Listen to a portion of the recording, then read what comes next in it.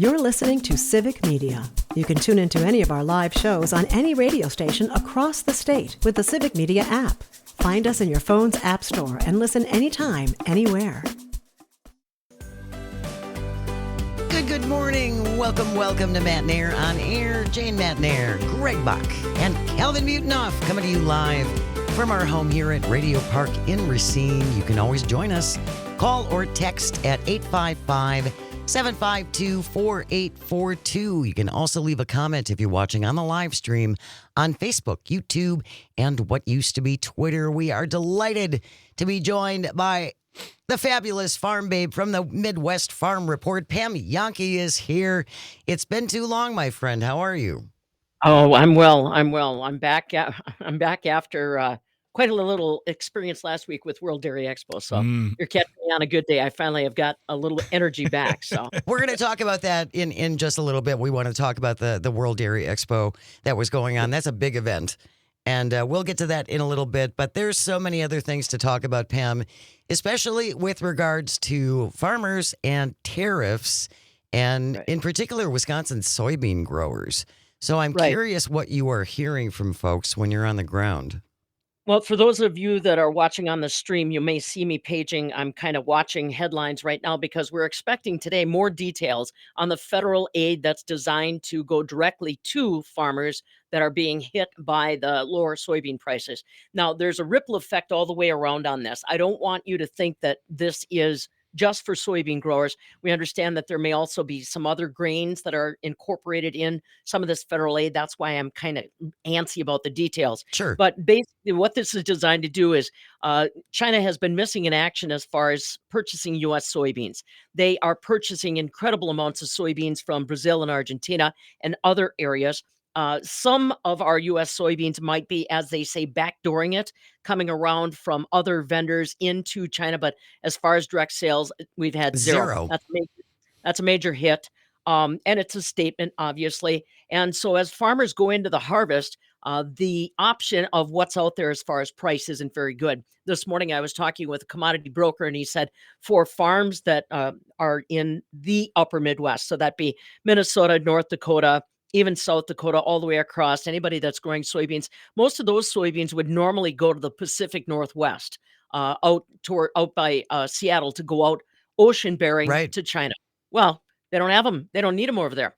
So it's not only disrupting, and the farmers there are being, I'll call it, dinged, because normally they would get a premium if they can get those beans going to the international market. It's a straight shot. You don't have to worry about a lot of congestion as far as the rail lines, so they can get her moving. That brings them a premium because of location, speed of harvest, that type of thing. That's all gone.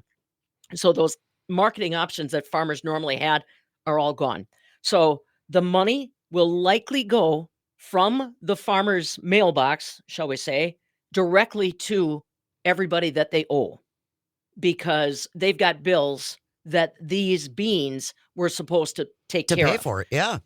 So fertilizer bills, seed bills, diesel, anything like that.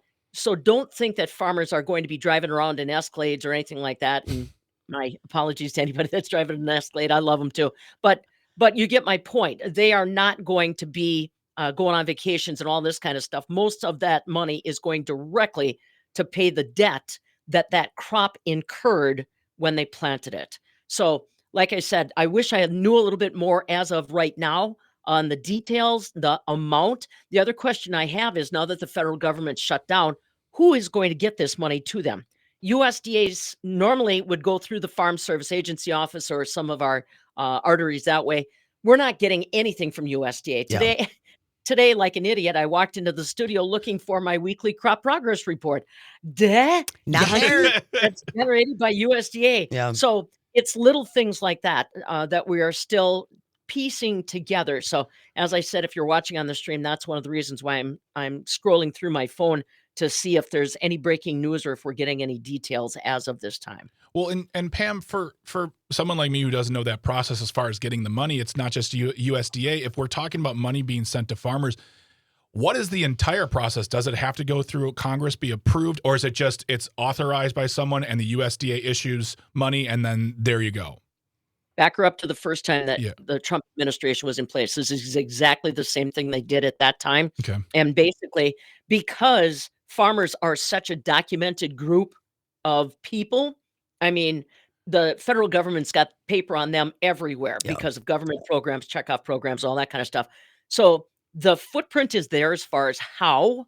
Mhm. We don't know how much, and we don't know when.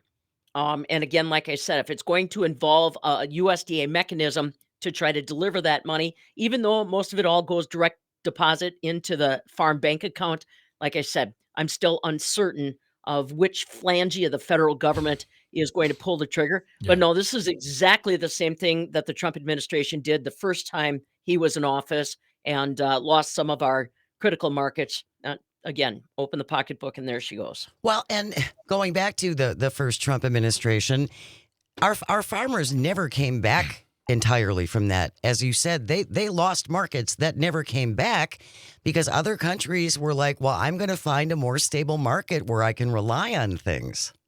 Yeah, that's a strong conversation that we're having in agriculture right now.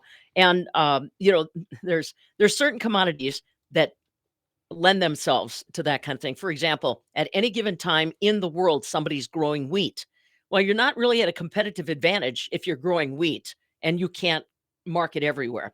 Soybeans are getting to be the same way. Right now, South America dominates the world production in soybeans. So as long as China wants to keep going with them, despite their currency uncertainty, transportation issues in country and out, they've got the beans. But I've heard analysts say that China's consumption of soybeans is bigger this year than it was last year. So ultimately, they are going to have to come to the United States, or like I said, backdoor it from the United States somehow. But to your point, Jane, I mentioned it at the outset. The federal monies that are going to be distributed to farmers to offset the soybean losses are to offset debt that they are currently carrying on the soybeans they've got that they're That are harvesting sitting now. there. Yeah. They're not coming ahead. Yeah. There is no profit. Right. You are just trying to cover your butt and keep credit coming your way for the growing season of 2026. So, yeah, to your point, this isn't a recovery. This is basically making sure that farmers stay viable to get into the next growing season. It's a Band-Aid. Yeah. It's a Band-Aid. Oh, If- yeah. And every farmer knows it. If you're just joining us, we are speaking to the fabulous Farm Babe, the host of the Midwest Farm Report, Pam Yankee. She is our guest today on Matt and Aaron Air, and we're talking to her about we talked to her as well as Darren Von Ruden about the farming world, getting updates from the community, and we're talking about the devastation to the soybean market, which has been zeroed out here in the United States due to tariff policies and whatnot. And the question I have for you, Pam, is you talk to farmers way more than I do. And we know, but what I do know is that they don't want handouts. They don't want the government coming in and writing checks all the time. They want partnership. They want leadership. But how do they feel about another bailout? Yeah, well, I think what they ultimately are hoping is this is just one example of what will turn out to be a better outcome. Remember, farmers are like all of us. They are not, and this is a poor pun, they're not siloed. So it is not the only thing they think about. They think about immigration. They think about the possibilities down the road. If I have to suffer pain now, but it's going to bring change or dividends or better markets or more operations that I can work with, they will take that pain. Don't get me wrong. Yeah. They don't want to check, but they are ready to take the pain if in the end it helps the United States get into a better place with Canada, with the European Union. I mean, I know we're focusing on China, and rightly so. But if you talk to farmers, they'll say, hey, cheese exports are up over 30%. That's going into the world marketplace. There have been some agreements. We've got a lot of product now that's going into Southeast Asia. I never imagined. But as people's income grow, they have more interest in dairy products, for example. So granted, soybeans is a major, major commodity for the United States, for Wisconsin farmers. But when you talk to farmers on an individual basis, they are wise to the whole makeup of the pie. Yeah. They don't focus on just One one thing, thing, yeah. especially in Wisconsin. Now, that's Wisconsin. You get to other states where they are much more, I want to culture, but corn, beans, pigs. That's Iowa. Yeah. Corn, bean. Then obviously they get a little more excited. In Wisconsin, we've got such diversity. Sure. We see things a little differently. But like I said, they still would prefer to be a competitor in the open marketplace and go for it than have to stand by and see if this is going to take care of just the soybean bill. Now, that's just soybean. We're not talking about corn yet. We don't know if that's included. We're not talking about wheat. In Wisconsin, we've got dairy cows. There's nothing about, how are you going to feed your dairy cows, that kind of stuff. So it's a process. We've seen it before. We'll see how this one goes, if it's got any tweaks. But as I said, as of right now, we're just lacking a lot of details. I'm curious though, Pam, and then we got to go to a break, but I saw a soybean farmer on Newsmax yesterday, and he essentially said, we are being tariffed. So if I want to buy a part for my tractor, I pay more in order to get that part because of these tariffs. And now the president is going to give me back my money that I paid in tariffs. Is there any resentment that you're hearing among farmers about that? No, No. no. And I'd be curious to know where that guy was. I mean, geography matters in agriculture. It really does. And I understand. And it also matters what kind of equipment you're running. If you're running John Deere, that's still primarily sourced in the United States as far as, the parts and that type of thing. If you've got something that comes from the European Union, that may be something that comes from Canada. That may be a brand that is a victim. But the bottom line is, the tariff money is supposedly some great savings pot somewhere being held by the federal government, and a dipper of that is coming back to U.S. farmers in the form of these discussed funds that are going to be targeted specifically to soybeans. So I get his point. But at the same time, you said that dairy is doing well. Yeah, dairy's doing very well. I mean, almost, makes you kind of wonder when you can see cheese exports go up over 30%. And now remember, Wisconsin has got a huge corner on that market because of specialty cheeses. Even with tariffs, you cannot find the flavors of cheeses produced in Wisconsin anywhere else in the world. You cannot find cranberries produced in Wisconsin anywhere else in the world. You just have to understand. So if you want them, you got to step You got up. it. Yep. Yeah. The relationships have been there. We talked about that a lot at World Dairy Expo.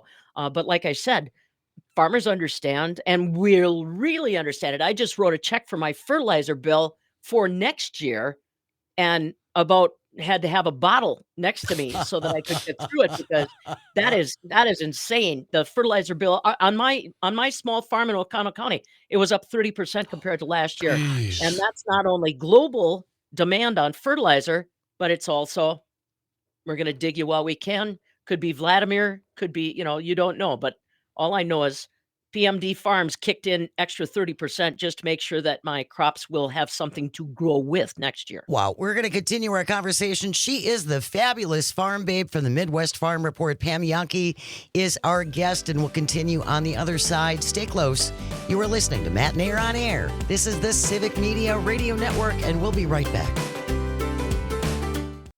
You're listening to Civic Media. Stay up to date on the latest news and information for your local community and Wisconsin by signing up for our free email newsletter. Visit civicmedia.us/email to get started. Good morning. Welcome back to Matt Nair on Air. Jane Matt Nair, Greg Bach, Calvitini on the board, coming to you from our studio at Radio Park in Racine. Join us, call or text at 855-752-4842. Leave a comment if you're watching on the live stream on Facebook, YouTube, and what used to be Twitter. Coming up in about a half an hour, we will wrap up the show as we always do with a segment called This Shouldn't Be a Thing. Today it is the hot and spicy edition, so stay tuned for that. Right now, though, we're joined by the fabulous farm babe with the Midwest Farm Report. Pam Jahnke is here. We're talking all things farming. We wanted to talk a little bit, Pam, about, and we've talked about this before with you, about mental health on the farm and whether or not our farmers are getting enough help, whether or not they are seeking help. Can you give us a little update on where we are on that? Well, we're focused in the Midwest Farm Report, along with Rural Mutual Insurance this week, is trying to really bring visibility to the resources that are available to farms and farm families. This is a difficult time, always is. I mean, harvest is busy, busy. You're dependent on the weather, which has been very favorable for Wisconsin farmers this year. So far. But you do get tired.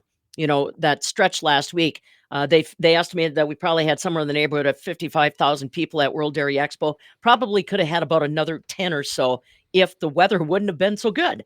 But Wisconsin farmers stayed home to keep harvesting because in Wisconsin, you don't look a gift horse in the mouth. Yeah. You keep on rolling. But when you start doing long hours, long hours, long hours, part of the reason we talk about it is safety. You're not as sharp. You miss that step. Just simple things that can be life altering when you're working around big equipment on the Yep. farm. So we think safety. But then there's also the questions that we were talking about before the break. Holy man, this crop of soybeans that I thought was going to bring profit is now barely break even, if that. You worry about that kind of thing. You worry about milk production is up quite substantially. That means milk prices are starting to slip. Are down. You Yeah. worry about that kind of thing. So there's never a lack of things to preoccupy farmers when it comes to worry. But we do point out that they're getting better about using resources. I've talked to Jess Beauchamp. She is with the Wisconsin Farmer Wellness Program. It's 24/7. Farmers are becoming more comfortable calling her and saying, you know, here's what's going on, or just a little something. She can give them a voucher. And she said the percentage of vouchers that are now being used has gone up, That's which is good great. stuff, That's which is a really good sign. yes. Because, you know, I'll tell you, and honestly, I don't think we have to segment out farmers. Farmers are like all the rest of us. It's not just about the commodities and the weather. It's also about maybe somebody in the family's got a drug problem or an alcohol problem, or there's an abuse problem going on, or just family dynamics. Listen, we all know that is not easy to talk about. Mhm. Farmers are always about rub a little dirt on it and keep on going. It'll fix itself. It'll Right. be fine. Right. And we know that's not the case. So again, call volumes remain pretty steady at the Wisconsin Farm Center, housed within the Department of Ag, Trade, and Consumer Protection. They've got the Farmer Wellness Program that's 24/7. So if Jess isn't answering the phone, there is another counselor that will answer the phone to make sure you're getting hooked together. Jess also told me that more and more, and I think we learned this, farmers sure learned it during the pandemic. They are creating virtual forums where they can come together, just like we're doing on the Civic Sure. Media stream, Mhm. and talk about what's going on in their lives. And you can remain anonymous, you know, shut your camera off if you still want to be involved in the conversation. And you form a little bit of a bond with other people that are struggling with the same kinds of things in the same profession. So are we there yet? Meh, I don't know. Do I feel better that there's a little bit more uptake on the resources that are out there? Yes. Do we have a ways to go? Yes. Like I said, there's a lot of different things that any one family's dealing with. Farmers are no different than that. Sure. But I do see, especially the younger farmers, are more Mm. likely to engage in the conversation. The older, you know, the older demographic is still It's still rub hard. dirt on it and get on Yeah. with Yeah, things. and I'm gonna fix it myself, and I don't need any help. And there is no shame in asking for help. Yeah. There is no shame in admitting that Well, you there's need somebody to people talk to. And care. but what you just mentioned with those forums that they're having, that's a huge thing. That's a Yeah, huge well, step in the right direction. I sometimes think that farmers, when I get with my farmer buddies, now granted, I'm an old broad, so they've known me for quite a while, but you know, they never do it. They never think that people care about them. Oh, They just don't think people care about them. And you and I see social media posts and all that kind of stuff, and they just are so doggone humble. They do not think people care about them like that. And I'll tell you, I've talked to guys that are very upset with their situation, be it the farm or whatever. And I said, you know what, buddy? You don't realize what you can do. You are a jack of all trades, master of none. You're a mechanic, you're an electrician, you know animal nutrition, you know, I mean, you know budgets, you do accounting, you do bookkeeping, you do all of these things that any one person dedicates their career to. You do it all in a Yeah. day and you take it for granted. Do not sell yourself short. Don't knock your value down. mhm. You are incredible. And sometimes, like I said, it's that tree from the forest kind of thing. Sometimes I need to wrap them alongside the head and say, look at how great you are. Look at how Yeah. fabulous you are, you know? That's why you're the Everybody- fabulous, but that's why you're the fabulous farm babe. And I put a link to that program through the Farm Center in our show notes. So if there's people out Thank there you. listening who want to seek help, who need a voucher, go there, click that link, civicmedia.us/shows. Look for Matt and Nair on air. It's hour 2 of today. It'll be there for you if you need help. Yep, beautiful. Check it out. Take advantage of it. She is with the Midwest Farm Report, the fabulous Farm Babe, and our friend Pam Yankee. Thank you so very much, Pam. It was great to see you. We will talk to you hopefully soon. Absolutely. Take Thrilled to care. be here. Have a good one. You Thank too. you, too. News coming up next, and then Civic Media's genie of just about everything, Terry Barr, will be here. Stay close. This is Matt Nair on air on the Civic Media Radio Network. Good morning. Welcome to Matt Nair on air. Jane Matt Nair, Greg Bach, Sweet Calby on the board. Coming to you from our studio at Radio Park in Racine. You can join us, call or text at 855-752-4842. Leave a comment if you're watching on the live stream on Facebook, YouTube, and what used to be Twitter. Congratulations to our multi-state text-to-win grand prize winner, Dennis from Minocqua. Listening to WCQM, picked up the grand prize in our Go for the Green and Gold contest. Dave in Kenosha and Ruth from Chautauqua and Luann in Amory and Angie from Hammond all picked up daily prizes, $200 Nice. in cash, gold jewelry. Thanks to everyone who participated. It was so much fun. And we will do another text to win contest. Make sure you download the Civic Media app. Mm-hmm. That is the only way to play. She is now joining us once a month, our friend and colleague. We call her the genie of just about everything at Civic Media. Award-winning journalist Terry Barr is here. Good morning, Terry. Oh, good morning to you and the listeners on the stream, wherever you may be listening. And congrats. Do you know how the text to win went? Did you guys win this time? We did not. Oh, Do you know who won? Because he had oh, the word twice. Tom oh, Hartman. no kidding. Tom Hartman won. Rigged. What? The whole thing was rigged. Tom Hartman won. Oh my gosh. And it's funny, Terry, because I was on with Todd yesterday. I was on Todd's show yesterday at 2:30. Yeah, you have the Mondays And now. Yeah. he brought that up. And at the very beginning of the contest, I texted him and I said, I'm going to contest the results because Tom Hartman gets 2 words and we only get 1. That's not fair. I just think, Yeah. I was next time. cheering for you and Greg and for Todd because it's always so fun to listen to the two of you and find out, who's going to win. Next Ooh, time it's around, we're just not going to count Tom Hartman. Oh, fun. There you wow! go. Wow, you're really going to like a Trumpian way here. Well, So I if we don't count Tom Hartman, it Then didn't we happen. won. Then we won. Yeah. That's that. We're following a good example. Oh my Oh my We're goodness. gosh. following the prime example of how to make sure you win. I And- didn't mean to come on and cause trouble. Oh, really, Terry? You didn't? You didn't know you were going to kick this hornet's nest? Cool. Woo! Hey, Yeah. you were at the Brewers game.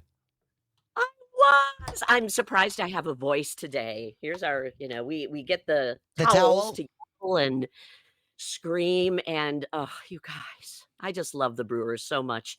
Since I was little. Yeah. Thank you to my dad. Oh, wow. And this is quite a ride right now. What was So that? much What was fun. the atmosphere like at MFM Field last night?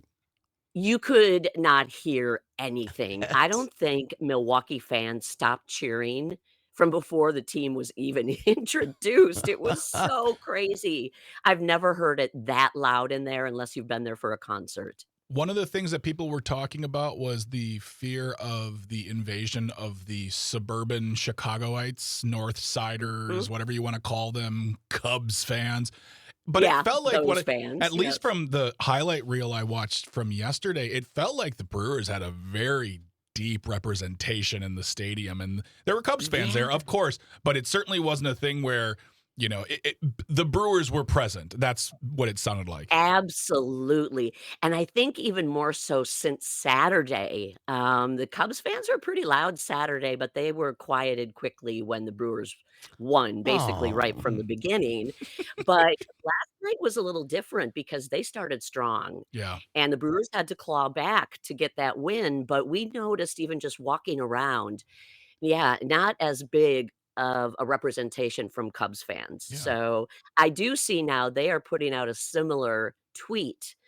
Don't sell your Tickets. tickets. Yeah. Yeah, Yeah, don't to sell your Brewers Wrigley fans tickets. now, and of Sure. course, that was the thing earlier in the, weekend. Don't sell your tickets to Cubs fans if you're coming to Yeah. Milwaukee. And Yeah. oh boy, are they whining this morning. Wine, Oh my God, wine, Twitter. wine, wine, wine. Oh my gosh, Twitter is just a Everything's unfair. yeah, Oh. yeah. Or the Brewers. Why are you celebrating that? That wasn't that big of a thing. Me.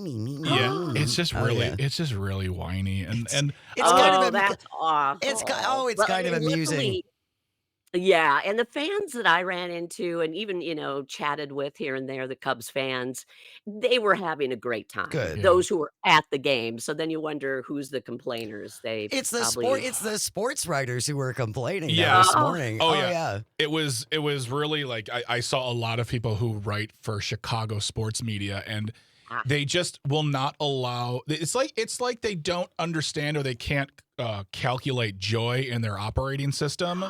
So when Right. people are having fun, they immediately have to go the bitter writers to real 1940s Yeah. behavior of like I don't understand why this Yeah. kid celebrate because he's a 23-year-old kid. He's pitching in the major leagues. Absolutely. Of course he's happy. Of course he's excited. Oh, and he had he played great. Yeah. And if I were him, I would have been celebrating my play too. Absolutely. Ignore the haters. Yeah. Yeah. Ignore the Yeah. haters. Yeah. Keep having fun. That's what Mhm. this team is all about. Absolutely. Darn right. Go Crew tomorrow from Wrigley Field. It's going to be a Woo-hoo. big Yeah. game. Yes, it is. They could wrap it up tomorrow. They can wrap it up to in my brain if they get let's see here 3 4 they only need like 8 or 9 victories in a row and they win everything. That's it. That's it. That's We easy. can There do you, it. there you go. They can do it. There you go.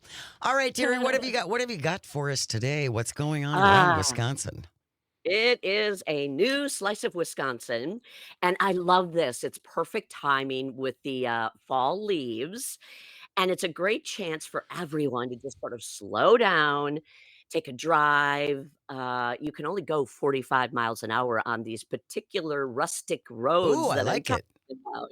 Yeah, rustic roads, Mhm. 50 years old. This year with the very first one in Taylor and Price counties. Now, I'm going to ask a few questions. All right. Hmm. Do you know why we have rustic roads? Because they're cool. Winner. Got it. Yeah. I don't- Yeah. I- Okay, I love that. I- That is a great answer. I don't And think that's you know the what? answer. It pretty much is the answer. Really? Way back 50 years ago, they wanted an opportunity for people to just slow down, as we said, to be able to hike on these roads, to take your bicycle, your motorcycle, or if you are in a car, to keep the speed down and look around and enjoy the beauty of Wisconsin. And some of these roads are gravel, dirt, and some are paved. So you're getting a different experience no matter where you travel. Do you know how many rustic roads are designated all across the state? 122. Ooh, Just pick that out of the air. okay, 126. Whoa. Excellent. Jane! 61 counties now have rustic roads, and that's across 760 miles in Wisconsin. I just think this is so great when you find out these are like hidden gems, Yes, they actually, where are. you Mhm. can go, yeah. Yeah. And what a great time to go. And then to think these are going to be, celebrating 50 years starting this month. And I did look up, let's see. Racine County has 6 rustic roads designations. Mhm. Waukesha County has 3, Okay. and then Washington and Ozaukee County together has 3 that kind of cross the borders. There are maps. They're really fun too. Very interactive. You can zoom on in to Oh, see what cool. you would be. Yeah. And that's all at the Wisconsin DOT.gov website, and then just look under rustic roads. I think this is so great. And, another thing is the sign is very open when you first hit that rustic road. It's a big brown sign with Mhm. gold lettering that says, "Welcome to this rustic road." So I just want to encourage everybody. What a great time of year to get out there and enjoy the state.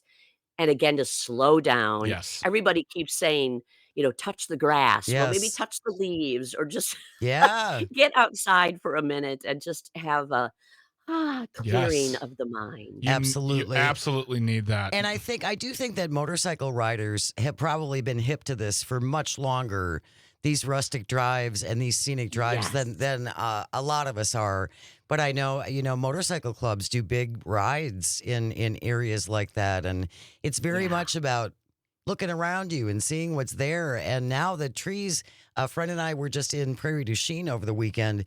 They're Oh, just beautiful. starting to turn in that corner of the state. But I would think over the next 2.5, 3 weeks, the colors are going to be unbelievable. And officials say if you happen to travel somewhere that is not considered a rustic road or it doesn't have the designation, it's how they find out about it through you. Oh, So Oh, if yeah, so you can be part of this. Isn't that fun? you that's can help wonderful. designate your own rustic road. Yeah, there are applications on the Department of Transportation website. Pretty simple to fill out, and then they go take a look at it, take photos, and let you know if your designation is a yes or no. Look at I that. want that job. That'd be a great I job. know, wouldn't that be fun? I'll go look. Go Yeah. for a drive. There you go. Sure, why not? I love that idea. I think you'd have a good time. Terry Barr is our guest. She is an award-winning journalist, and we also call her the genie of just about everything at Civic Media. You are involved in so much stuff, and you do a lot of writing. You've done a lot of writing for our show, Terry.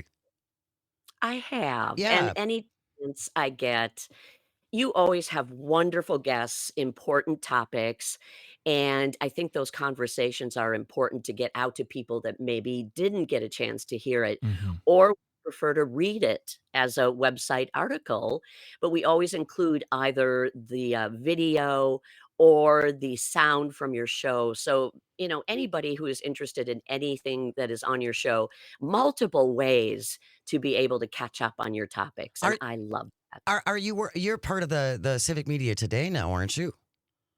The putting together of our I new our daily newsletter. I do a little piece because I write about all the different shows. Those pieces go into Civic Media Mhm. Today, but we also just re-kicked off the overall Civic Media Digest that started when Civic Media began, and we've had a couple changes along the way, and I was handed this 2 weeks ago, and so I'm writing this now once a week. Because you have so much free time. So You're much just time. laying around doing Terry, the genie of just about doing nothing. She's the genie of bonbons. There Yeah, you She's go. just bonbon Oh, girl. Just thank you.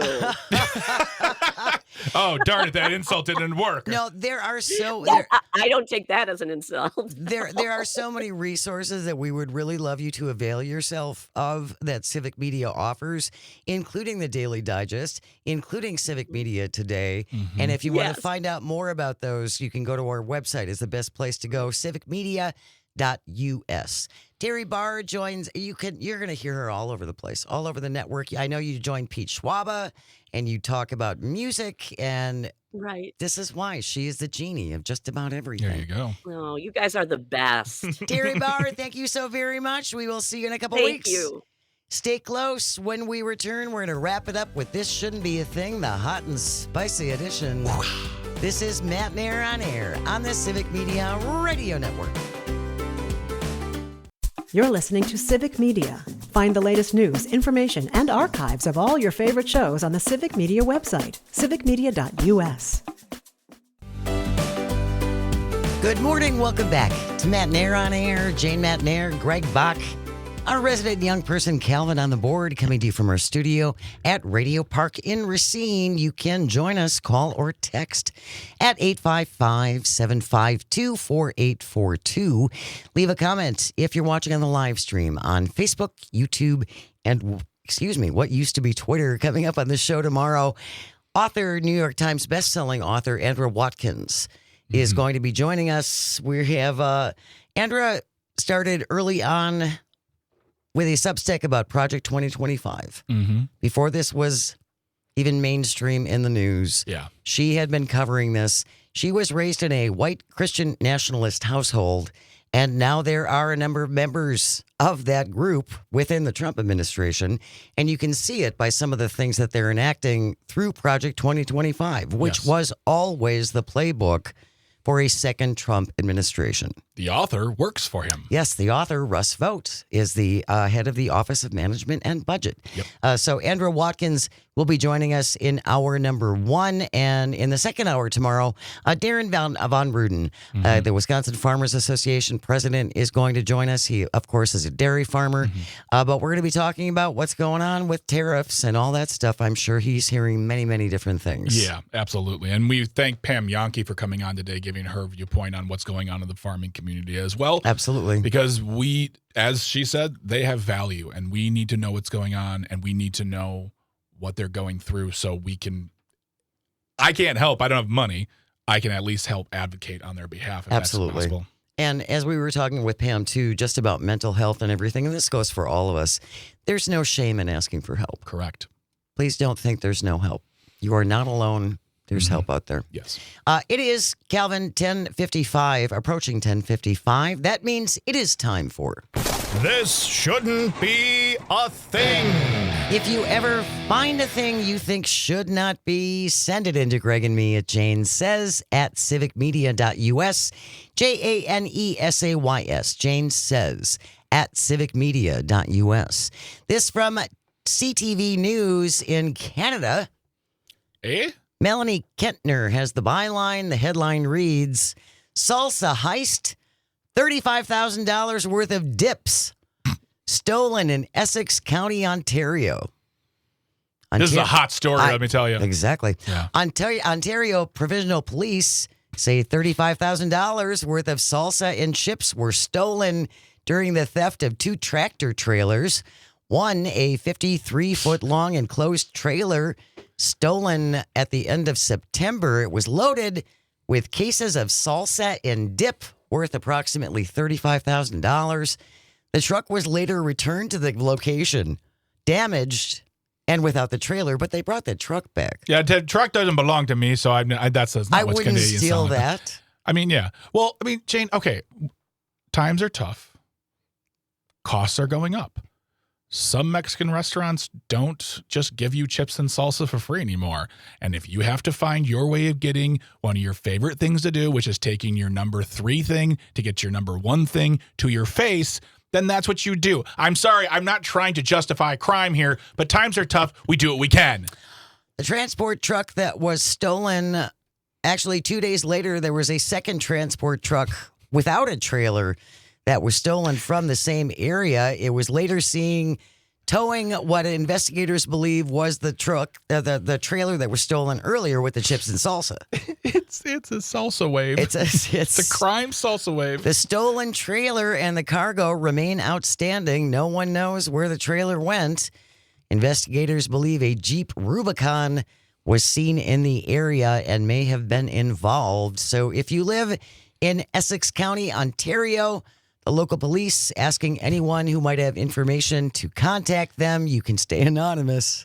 You know, if you notice at parties, one of your friends or family is gifting everybody chips and salsa. Big, like, jugs. Yeah. Huge salsa flag there. Yeah. Call the provincial police. Yes. And I mean, I know you don't want to snitch on a friend, but this is important. Be a part of the solution. Be part of the solution. Yeah, there you go. Exactly.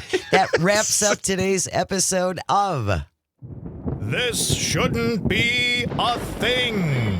Thank you, Greg and Calvin and all of our engineers and everyone at Civic Media. Without you, nothing works. And thank you most of all for calling and for texting and for listening and watching on the live stream. It means the world. I hope you find some joy today, even if it's just a little bit, and you have the chance to share it. We have news coming up next, followed by The winner of the Text and Win contest, Tom Hartman. Oh my God, let it go. Tom Hartman coming up next from 11 until 2. Todd Alba will take over from 2 to 4 p.m. Maggie Dawn from 4 to 6. She's got her great segment called What's on Your Mind? Sound Off? Sound Off. Sound Sound Off, Off with Maggie Dawn today in the 5 o'clock hour. And then Pete Schwaba wrapping it all up from 6 to 8 p.m. with a little night light. So stay tuned for that. And I know there's no game until tomorrow, but still, go Crew. Go Crew. And if you're going to be riding the train tomorrow, Oh, yeah. please take pictures. Yeah, let us know. We'd love to. And send them in. We would love to post them. You can always do that at 855-752-4842. All right, we got news coming up next. So keep it right here on the Civic Media Radio Network, and we will see you tomorrow.